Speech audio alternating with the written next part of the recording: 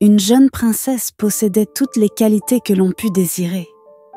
Ses yeux d'un bleu profond illuminaient un visage ravissant et tout le monde admirait la façon qu'elle avait de raconter des histoires. Sa mère était morte à sa naissance et son père l'adorait et ne lui refusait rien. La princesse, cependant, avait un défaut. Se considérant comme une personne parfaite, elle exigeait que tout autour d'elle le fût également. Elle n'hésitait pas à jeter un gâteau si les fraises qui l'ornaient n'étaient pas toutes exactement de la même taille et de la même couleur. Évidemment, aucun prétendant ne trouvait grâce à ses yeux. Son père insistait pour qu'elle se mariât, mais elle refusait tous les jeunes gens qu'il lui présentait. Un jour qu'il la suppliait de nouveau, elle lui promit qu'elle épouserait celui qui lui apporterait une rose bleue.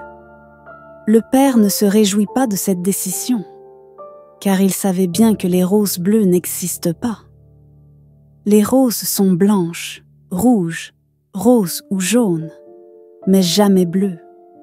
Cédant à l'exigence de sa fille, il fit annoncer dans tout le pays que le premier qui apporterait à la princesse une rose bleue, de la couleur de ses yeux, l'épouserait le jour même.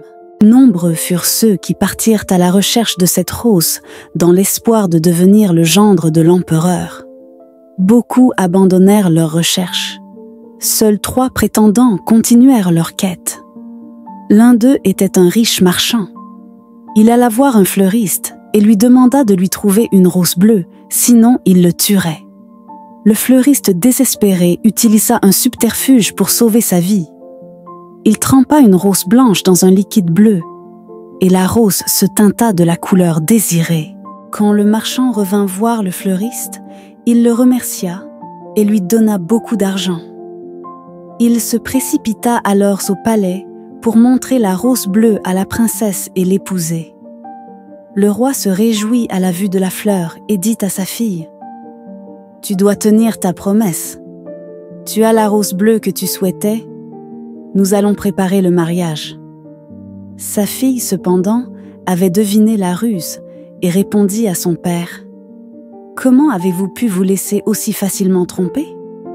Cette rose n'est bleue que parce qu'elle a été teintée. Ce n'est pas sa couleur d'origine. » Elle demanda qu'on apporte un oiseau. Lorsque celui-ci se posa sur la rose, il mourut instantanément, tué par le poisson qui avait servi à colorer la fleur.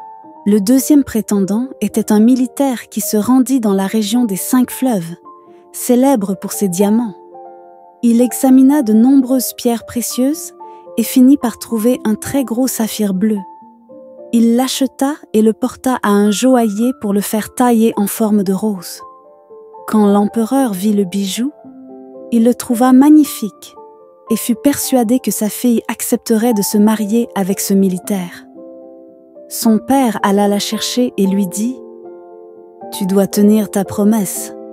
Tu as la rose bleue que tu souhaitais, nous allons préparer le mariage. » Quand elle vit la rose, la jeune femme s'écria : « Mais ce n'est pas une fleur. Mon père, vous voyez bien que ce n'est qu'un saphir taillé en forme de fleur.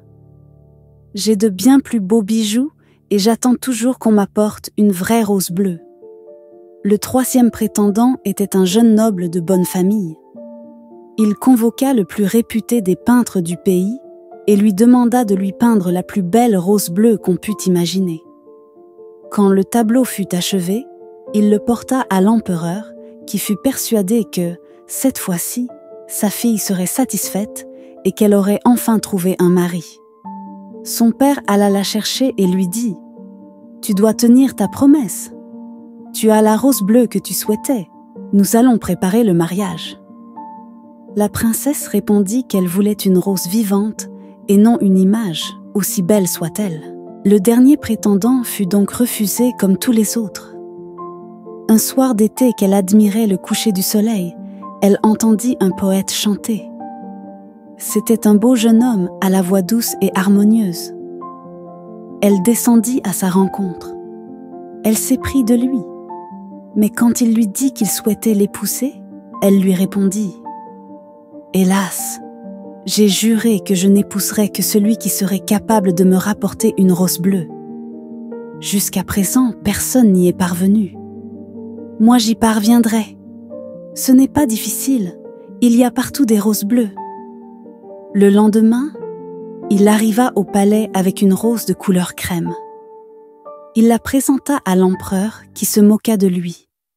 Il fit néanmoins appeler sa fille et lui dit « Voilà ma fille, un poète qui prétend avoir trouvé une rose bleue. » À sa grande surprise, il entendit sa fille répondre « Mais oui, mon père, elle est bleue. C'est la plus belle rose que j'ai jamais vue, et elle est bien bleue. » Tout le monde à la cour partagea la stupéfaction de l'empereur.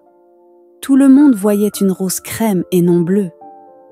Partout la princesse disait « Je vous assure qu'elle est bleue. C'est vous qui ne voyez pas. Elle est d'un bleu merveilleux. Et je suis heureuse car je vais épouser celui qui me l'a rapportée. » Et ainsi fut fait. La princesse fut très heureuse et perdit l'habitude de rechercher en permanence la perfection.